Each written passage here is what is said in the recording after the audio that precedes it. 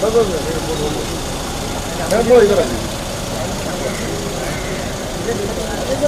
इधर ही ना सर अभी आइए आगे आइए। अरे वो पोस्टर को है लाइट को लाइट ऑफ करवाइए मैडम हल्का सा सर अभी साथ में आइए ना। हाँ यस एक मिनट गाड़ी आ गई थोड़ा और क्लोज आ जाइए।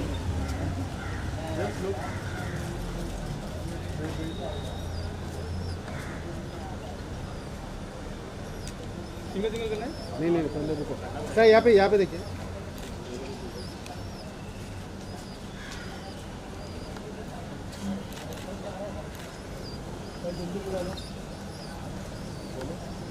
सोलो सिंगल करके इधर इधर इधर इधर देखिए मैडम।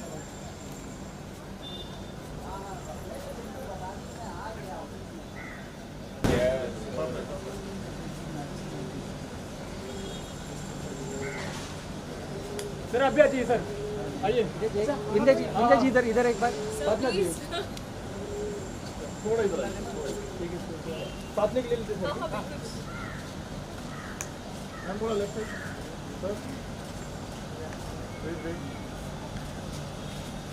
सर अभी आइए ना, साथ में ग्रुप फोटो कर लेते हैं। आइए आइए आइए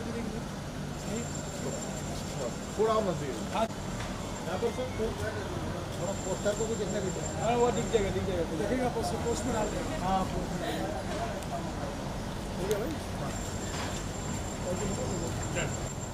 ओके एक एक क्लोज आ जाए।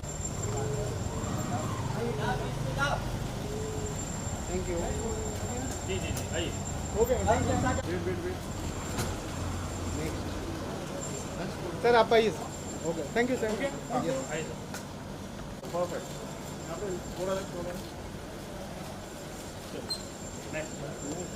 सर आप यहाँ पर देखिए।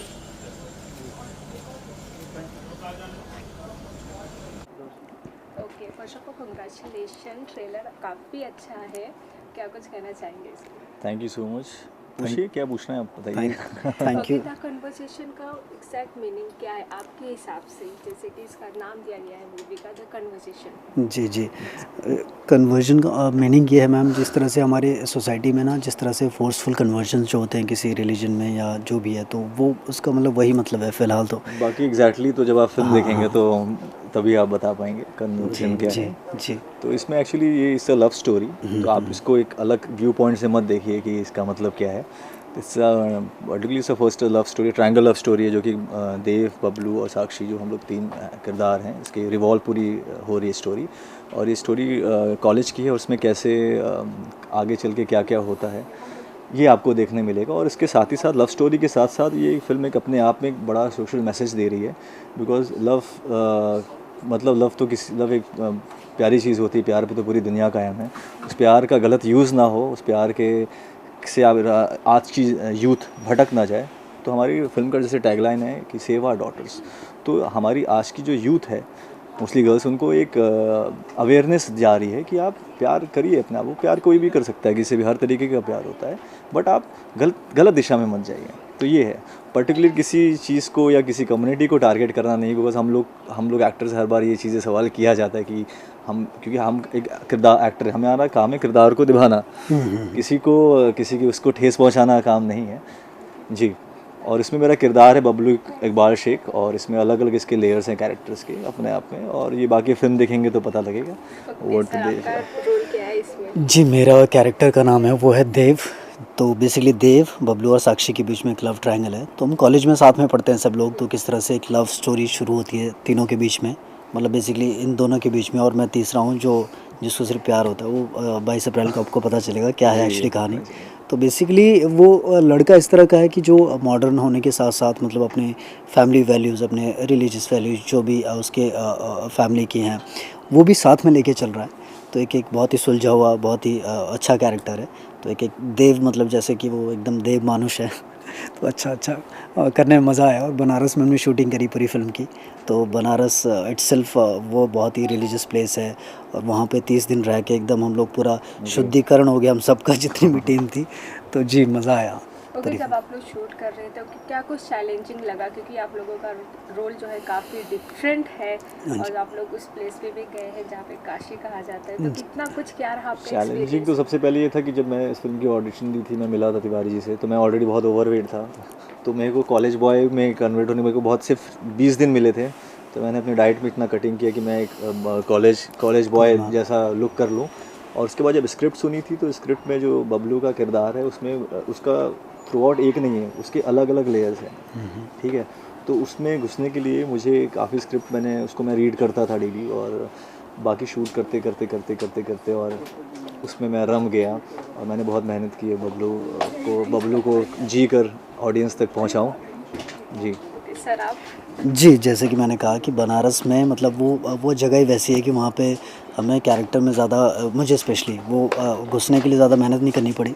मैं कॉलेज बॉय वैसे दिख रहा था ऑलरेडी, मुझे इसकी तरफ वेट लूज़ नहीं करना पड़ा। मैं पहले बहुत इससे ज़्यादा पतला था, लूज़ कर लिया हाँ, तो मैं पहले ऑलरेडी बहुत पतला चुका, तो कैरेक्टर्स वाइज तो हम लोग फिट थे। बाकी कहानी हमें जब विनोद तिवारी जी हमारे जो डायरेक्टर हैं उन्होंने हमें जिस तरह से नरेट की थी, तो कहानी इट्सेल्फ वाज वेरी स्ट्रॉन्ग कि किसी भी एक्टर को करने के लिए मतलब एक मोटिवेशन कहानी था कि इस तरह का। सहमत हूं रवि से, हाँ, ये हाँ, कहानी एक स्ट्रॉन्ग लिखी गई है कि हर एक्टर चाहेगा कि इसमें हाँ कि एक स्ट्रॉन्ग मैसेज है बेसिकली सोसाइटी के लिए, सोसाइटी की लड़कियों के लिए। हमारा टैगलाइन ये है कि सेव आवर डॉटर्स, तो बेसिकली सबके लिए फिल्म है, फैमिली के साथ जाके आप देख सकते हैं पूरी फिल्म, और एक अच्छा मैसेज और अच्छी फिल्म आपको देखने को मिलेगी। म्यूजिक बहुत अच्छा है और वो कैसे पॉलिटिशियन आ गई, जैसे कि एक ट्रेलर में आपने देखा जी, वो हालात इस तरह के होते हैं उसके साथ कि उसके मतलब वो हालातों की मारी हुई, देन वो एक फिर वो उठती है दोबारा, तो वो उसी की कहानी है। तो फॉल एंड राइज, नारी शक्ति बहुत बड़ी शक्ति होती है, इससे बड़ी शक्ति कुछ होती नहीं है जी। वो तो एक औरत जब प्यार कर सकती है और औरत जब अपने उस पर आ जाती है तो वो कुछ भी कर सकती है। तो ये फिल्म जब आप देखेंगे तो आपको समझ में आएगा कि एग्जैक्टली वो कैसे जी वो नेता बनती है, कैसे वो पॉलिटिशियन बनती है। जी thank you ma'am, thank you.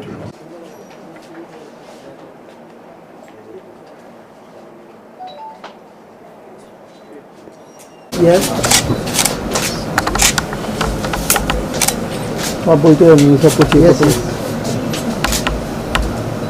पर 16 बस बोलो 16 तीनों हाँ पहले तीनों तो हीरो 16 ना बोलो हाँ यस बोल रहे आइए आप सिंगल हाँ 16 लोग लेना जैसा हाँ लोग सिंगल सबका ठीक है सर। आप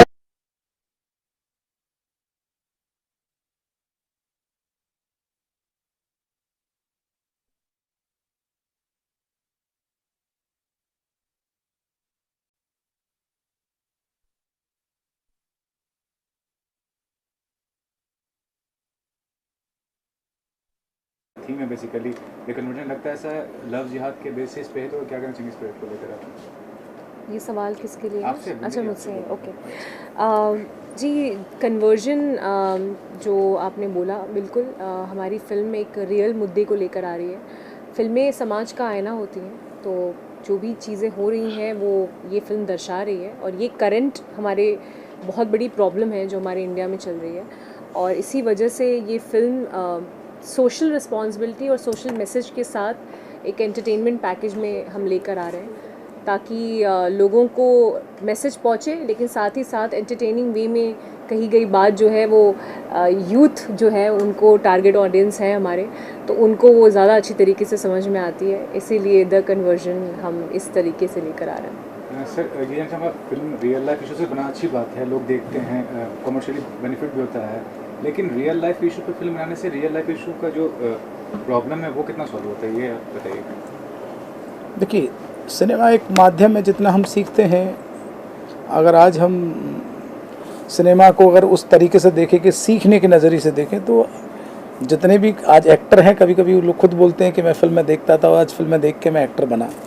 तो एक माध्यम है, ये जरिया है लोगों को बताने का, और ऐसा नहीं है कि पूरा समाज सुधर जाएगा, लेकिन जब धीरे धीरे आज हम बनाएंगे, भले ही वो 10 व्यक्तियों तक पहुँचे और वो इम्प्लीमेंट करें, आज 10 बदलें, कल 100 बदलेंगे, कल जब माँ बाप पहुँचते जाएंगे 125 करोड़ देश, ऐसे धीरे धीरे उस समस्या को अपने आप ही ख़त्म कर देगा। मैं ये भी जानना चाहूँगा कि हर चीज़ का दो नज़रिया का देखने का, हर चीज़ का। अब सपोजली एक हिंदू लड़की है and she falls in love with a Muslim guy and she converted to Muslim culture या मुस्लिम को कन्वर्ट होती है, तो इट्स अ गुड थिंग है, इसमें बुराई क्या है, ये बताइए आपकी क्या जी। नहीं, बिल्कुल इसमें तो कोई बुराई नहीं बिल्कुल है। बिल्कुल सही, बिल्कुल नहीं, मैं आपका जवाब देता हूँ। कन्वर्ट तो देखिए, कन्वर्ट की भी तो इसमें बात ही नहीं है, हमने कहीं बात की कन्वर्ट क्यों नहीं हो।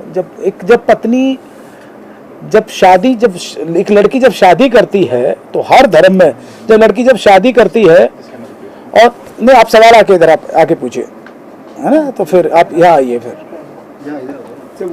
हाँ, जब कोई लड़की जब शादी करती है, जब पत्नी बनती है, तो वो अपने पति का सरनेम लेती है, तो वो कन्वर्ट नहीं कहता, स्वेच्छा से होता है, एक रीति रिवाज के अनुसार होता है कि आज मेरा नाम ये है, कल लड़की का नाम ये हो जाएगा।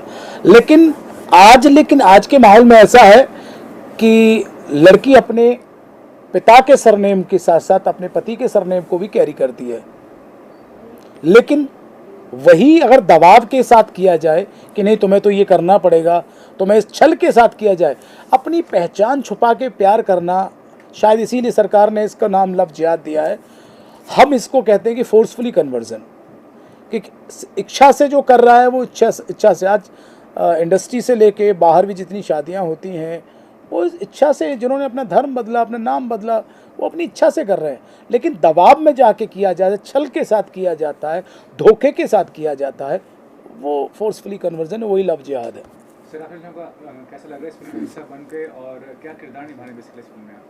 मेरे से सर, हाँ जी, मेरे कैरेक्टर का नाम इसमें देव है। तो वो एक बेसिकली ये लव स्टोरी, लव ट्रायंगल है 3 लोगों के बीच में।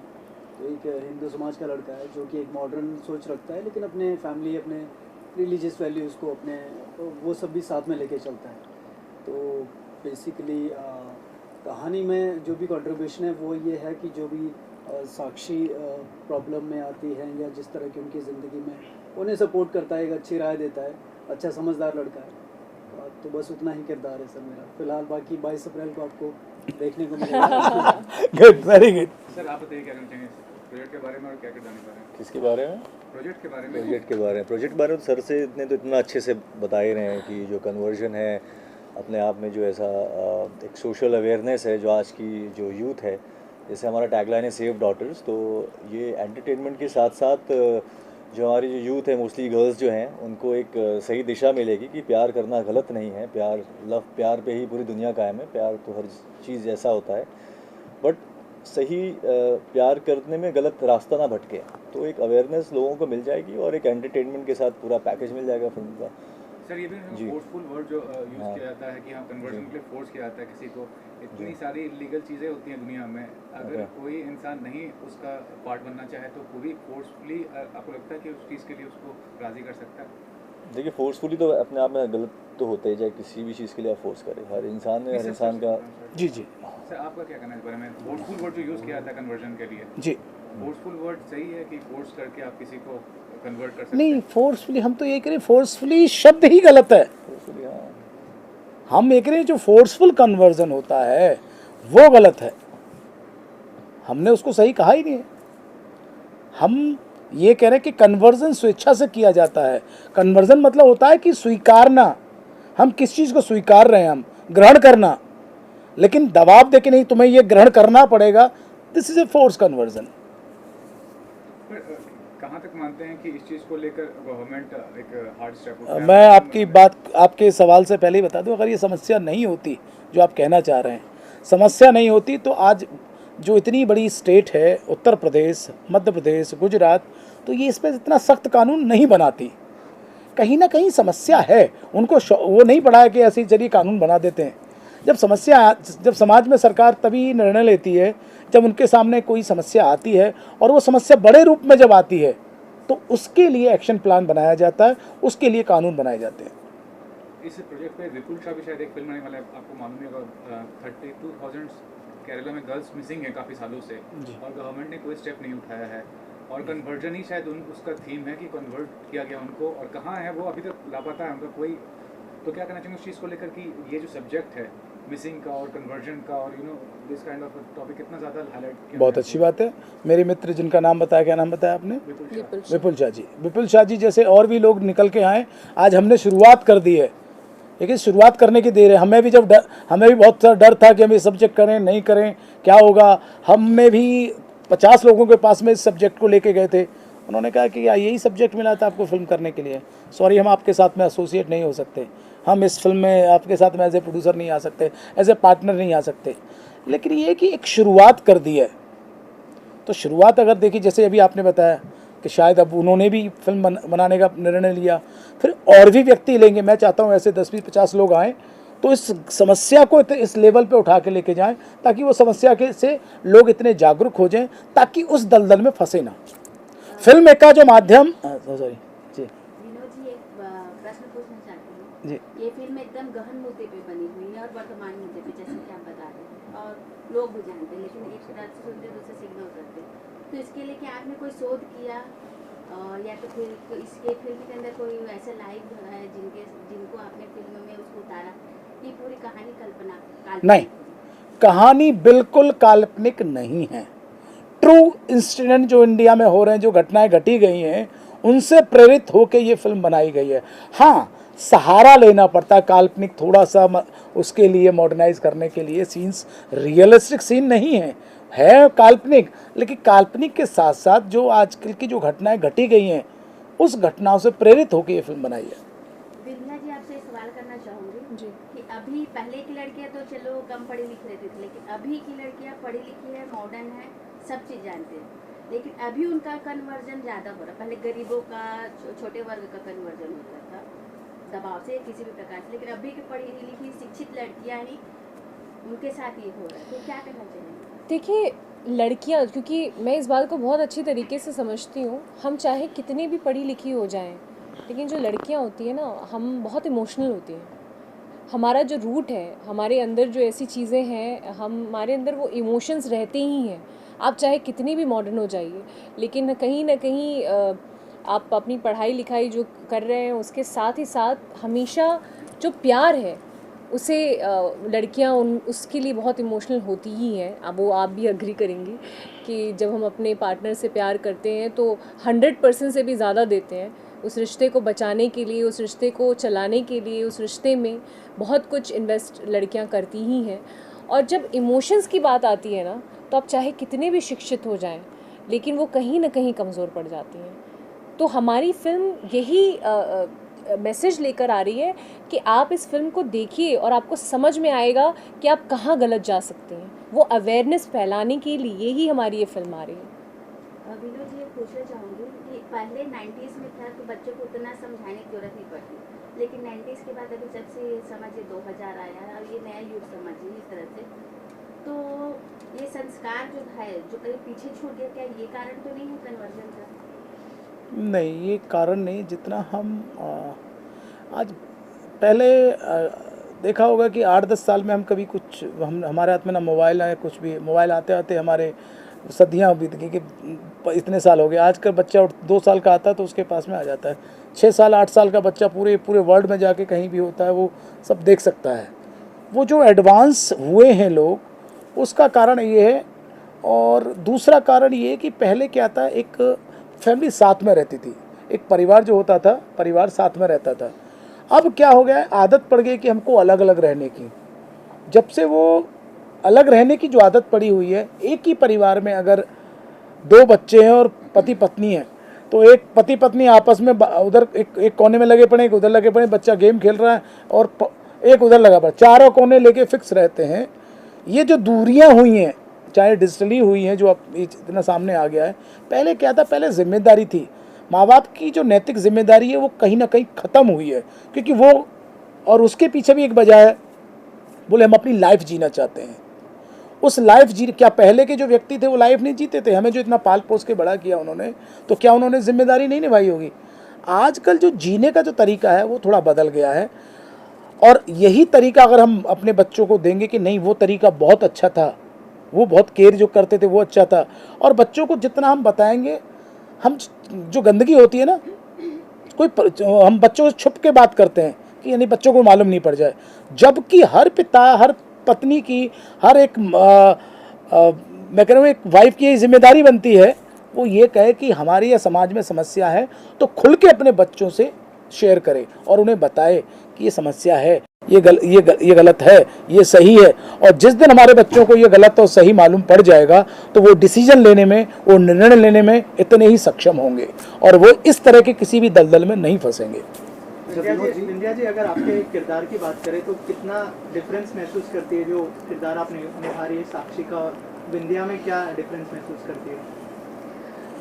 देखिए, मैंने इसके पहले भी बोला कि लर्निंग और अनलर्निंग एक ऐसा प्रोसेस है जिससे आप बहुत कुछ सीखते हैं। तो साक्षी ने जो गलतियाँ की हैं वो विंध्या कभी नहीं करेगी, क्योंकि विंध्या अपने माता पिता से बहुत प्यार करती है और मेरे लिए सबसे प्योरेस्ट फॉर्म ऑफ लव मुझे लगता है माँ बाप का ही होता है। जितना माँ बाप आपको प्यार कर सकते हैं उतना आप भी उन्हें नहीं कर सकते।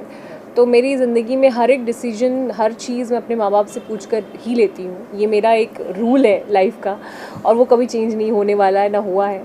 तो वो साक्षी अगर थोड़ा ध्यान देती, इसीलिए हमारी वो फिल्म ऐसा एक पूरे सेटअप के साथ आ रही है कि कन्वर्जन तो हम दिखा ही रहे हैं, लेकिन साथ ही साथ हम उसमें ये भी दिखा रहे हैं कि क्या हमें नहीं करना चाहिए। अभी जैसे हमारी ये टॉपिक बात हो रही थी कि अबाउट पेरेंट्स, कि वो क्यों ऐसा हो रहा है, दूरियां क्यों आ गई हैं। वो इसलिए भी हो रहा है क्योंकि पेरेंट्स बच्चों से ये उम्मीद करते हैं कि अरे बच्चे तो आजकल बड़े हो गए हैं, इनको तो संस्कार नहीं है, ऐसी बातें बोल के वो अपनी रिस्पॉन्सिबिलिटी से छुट्टी पा लेते हैं। लेकिन जो रिश्ते होते हैं वो बहुत ही रिस्पॉन्सिबिलिटी के साथ अगर निभाए जाए, सेम एफर्ट के साथ, तो वो और भी अच्छे तरीके से चल सकते हैं। जैसे बच्चों को ऐसा बोल दिया जाता है तो माँ बाप भी उनके जैसे थोड़े से बन जाएं और बच्चे जो हैं वो थोड़े से इधर आ जाए, तो बीच की जब बात हो जाती है, दोस्ती वाला रिश्ता हो जाता है, तो अपने आप वो कंफर्ट जोन आ जाता है। जैसे विंध्या जो है वो अपने माँ बाप से हर चीज़ बहुत खुल के बात कर लेती है, हर चीज़, मतलब मुझे कहीं और जाने की ज़रूरत ही नहीं है। और यहाँ पे इनको भी पता है कि सेट पे भी मेरी मम्मी आती हैं and she is so friendly, my dad is very friendly, so we have a very different kind of ambience. तो वो अपने से शुरुआत करनी पड़ेगी rather than blaming anyone else. I think we have to start from our own home, so that's how we can rectify a lot of things in life. अच्छा, जब आपके पास ये स्क्रिप्ट आई जी, तब आपका रिएक्शन कैसा था? तुरंत आपने हामी उसको करने के लिए, किरदार को करने के लिए हामी भरी या फिर कुछ सोच विचार किया आपने? नहीं, सर ने मुझे सोचने ही नहीं दिया ना। वो मिले, बस बात की, मैंने कॉफ़ी पी, सर ने कहा आप ही साक्षी मिश्रा हैं, आप कर रही हैं ये फिल्म। तो मैंने कहा सर स्क्रिप्ट तो आप बताइए पहले, सुनूँ तो क्या, मतलब कौन है साक्षी मिश्रा। सर ने कहा बिल्कुल सुनिए आप, लेकिन आप हैं साक्षी मिश्रा। तो इनका विश्वास था, इनका फेथ था, इनको वो साक्षी मिश्रा मुझ में दिख गई। और फिर मैंने जब स्टोरी सुनी, वंदना मैम ने स्टोरी सुनाई, नरेशन हुई, तो जब लास्ट उसका जब एंड हुआ तो मुझे बहुत, मेरी आंखों में आंसू थे, क्योंकि वो पीड़ा जो है साक्षी मिश्रा की मुझे समझ में आ रही थी और मैं बहुत तकलीफ़ में थी। और मैंने कहा सर मैं ये रोल करूँगी और आप सच कह रहे हैं, मैं ही साक्षी मिश्रा हूँ। एंड देन उसके एक हफ़्ते के बाद हम बनारस ही चले गए और बनारस में शूट कर रहे थे। और बनारस एक ऐसी जन्मभूमि है मेरी, तो सोचिए जन्मभूमि और कर्मभूमि जब मिलेगी तो फिर क्या ही होगा। अच्छा विनोद जी, इस तरह से ज्वलन मुद्दे पर जब भी कोई फिल्म बनती है तो शूटिंग के दौरान कुछ न कुछ कोई आपराधिक असामाजिक तत्व वगैरह विरोध करने में लग जाते हैं। जैसे कश्मीर फाइल्स की शूटिंग हो रही थी, हैदर की भी शूटिंग कश्मीर में हुई, तो वहाँ पर भी कुछ लोगों ने विरोध जताया था, वहाँ के स्थानीय लोगों ने। आप जब इसका बनारस में शूटिंग कर रहे थे तो इस फिल्म में जब जिस तरह से आपकी फिल्म का जो मुद्दा है बहुत ही गंभीर है, ज्वलंत है, तो ऐसा कुछ कोई असामाजिक तत्व आए थे जो शूटिंग रोकने की कोशिश की गई या फिर कुछ तरह की कुछ घटनाएँ घटी है? नहीं, हम कुछ ज़्यादा चौकन्ने थे, तो हमने वो नाम ही नहीं रखा था। हमने जो पूरी फिल्म की जो शूटिंग करी है वो दशाश्वमेध घाट के नाम से की है। और ये जब तक फिल्म एडिट कंप्लीट नहीं हुई थी तब तक फिल्म के बारे में किसी को भी नहीं मालूम था कि हम क्या शूट कर रहे हैं। तो लोगों तक ये बात, मतलब ज़्यादातर लोग जब ये सोच रहे थे कि विंध्या वेकेशन मनाने के लिए मम्मी पापा के पास गई हुई है, मतलब कोई अपडेट नहीं थी, मतलब हम शूट कर रहे हैं ये भी किसी को पता नहीं था। So that was a deliberate. उस घटनाओं से सीख कर ही आदमी सीखता है। तो हमने सुना, देखा था कि हम ये डायरेक्ट ये नाम रखें, द कन्वर्जन रखें। हमने कहा नहीं, बेहतर ये कि हम इस फिल्म को पहले शूट करते हैं, शूट करने के बाद में जब फाइनल, क्योंकि ये और हमारा पहले से रहा है कि हम कभी भी फिल्म मुहूर्त करके या शूटिंग के दौरान ना कोई हमारा एक्टर कोई पोस्ट डालता है, ना कोई हमारी टीम के मेंबर पोस्ट डालते हैं। जब फिल्म कंप्लीट होके एडिट होती है और जब पहला पोस्टर आउट होता है तब मालूम पड़ता है कि हमारी टीम या विनोद तिवारी टीम कुछ प्रोजेक्ट कर रही है। अच्छा विंध्या जी, आपने कुछ देर पहले बताया कि मैं सर से कहानी सुने बगैर मैं हाँ बोल दूँ। जब सेट पे आपको पता चला कि कहानी में इतने सारे लेयर्स हैं, बार बार कुछ चेंजेस, फिर आपको साक्षी के बारे में बहुत सारा पता चला, उस समय आपका क्या रिएक्शन था? आप अपसेट हुई या फिर ऐसा लगा कि मैंने क्या डिसीजन ले लिया? नहीं, लेकिन एक्चुअली आपका सवाल ही गलत है। मैंने कहानी सुनी थी जब पहली बार सर ने जब मुझे बोला कि आप साक्षी मिश्रा हैं, तो मैंने सर से कहा था कि आप नरेट कीजिए, तो सर ने फिर वंदना मैम ने कहानी सुनाई थी पूरी। तब मैंने जब उससे सुना तब मेरे आंखों में आंसू आया था, तब मुझे समझ में आया कि क्यों बोल रहे हैं कि साक्षी मिश्रा मैं हो सकती हूँ, क्योंकि वो जो लड़की है वो है मेरे अंदर, उसकी जो लेयरिंग है, जो भावनाएं हैं, मैं समझ सकती थी। बट डेफिनेटली मैंने रिसर्च नहीं की थी कोई, मुझे वो रिसर्च जो है वो सारी चीज़ें सेट पे इन लोगों ने बहुत हेल्प की, क्योंकि जब ऐसी फिल्म जिसमें इतनी ज़्यादा संजीदगी हो तो वहाँ पर ना एक अलग तरीके की रिस्पॉन्सिबिलिटी हो जाती है, क्योंकि स्क्रिप्ट में कोई मॉड्यूलेशन आप नहीं कर सकते। जो लिखा है, और सर बहुत पर्टिकुलर थे कि वंदना मैम ने जो भी लिखा है ती है तो ती ही है, वो ते भी नहीं हो सकता, तो उसमें बहुत सारी चीज़ें चेंज हो जाती हैं, नुआंसेस चेंज हो जाते हैं, मतलब चेंज हो जाता है। तो इस वजह से थोड़ी स्क्रिप्टिंग के हिसाब से देखा जाए तो थोड़ा मुश्किल था, लेकिन सेटअप इतना अच्छा था कि सर ने वो जिस तरीके से उसके बारे में बताया तो आप और भी ज़्यादा जुड़ते चले जाते हो साक्षी मिश्रा से। तो अब मुझे लगता है कि मतलब मेरी ज़िंदगी का बेस्ट डिसीजन रहा है कि मैं ये फिल्म करूँ एज साक्षी मिश्रा। लास्टली हमारी ऑडियंस जो देख रही है उनके लिए क्या मैसेज देना चाहेंगे फिल्म को लेकर? मैं ओके, मेरा सभी से अनुरोध है कि अगर बड़े हैं तो अपने बच्चों को, जो 12 साल से लेकर 18 साल के बच्चे हैं, उनको ये फिल्म ज़रूर दिखाएं, और बड़े लोगों की भी ये जिम्मेदारी है कि वो फिल्म देखें ताकि वो आगे चल के अपने लोगों पर इसको इम्प्लीमेंट कर सकें, ताकि अपने बच्चों को शिक्षा दे सकें कि जीवन में ऐसी गलती नहीं करना जो इस फिल्म की हीरोइन ने की या इस कैरेक्टर ने की। वो जब आम इंसान होता है उस कैरेक्टर को अपने अंदर अपनाता है, और मेरा पूरा विश्वास है कि जब पूरी फिल्म देखेंगे तो भारत के 125 करोड़ के जो लोग हैं, 125 करोड़ लोग इस फिल्म को देखना चाहेंगे। विंध्या जी, जी क्या आप क्या कहना चाहेंगे, क्या मैसेज होगा आपकी तरफ से? जी, हम ये कहना चाहते हैं कि देखिए कैमरा जो होता है ना, आप सब जानते हैं कि कैमरा बहुत सेंसिटिव होता है, तो कोई भी चीज़ अगर शिद्दत के साथ नहीं की जाए तो कनेक्ट नहीं होती। तो हमारी फिल्म में हर किसी ने बहुत ही शिद्दत के साथ, in terms of performance, in terms of soul, in terms of anything, जब वो फिल्म देखेंगे तो आपको महसूस होगी, शायद आपकी भी आंखों से आंसू गिर जाएंगे और आप अपने आप को सोचने पे मजबूर हो जाएंगे कि मतलब ये फ़िल्म एक्चुअली बहुत पहले ही आ जाती तो बहुत सारी लड़कियां हमारे देश की बच सकती थी। तो वो जब चीज़ें आप पर्दे पे देखेंगे तो आपको महसूस होगा कि कितनी मेहनत के साथ और सच्चे दिल के साथ हम सब ने मिलकर ये बहुत ही खूबसूरत सी फिल्म बनाई है। हम सब चाहते हैं कि आप सब 22 अप्रैल 2022 को ज़रूर जाएं अपनी नज़दीकी सिनेमा घर में और इसे विटनेस करें, एक्नॉलेज करें और बहुत सारा प्यार दें। Thank you. सर आप बताइए, आप दोनों की तरफ से क्या मैसेज? जी, सबसे पहले तो मैं गुजारिश करना चाहूँगा कि आप लोग 22 तारीख को जाके फ़िल्म देखें, और हम लोगों ने जो भी मेहनत की है, जो भी हमारा बनारस में जो भी सर का, वंदना मैम का रिसर्च रहा है, वो काफ़ी पुख्ता इन्होंने रिसर्च किया था, 1-1.5 साल इनका काम रहा है।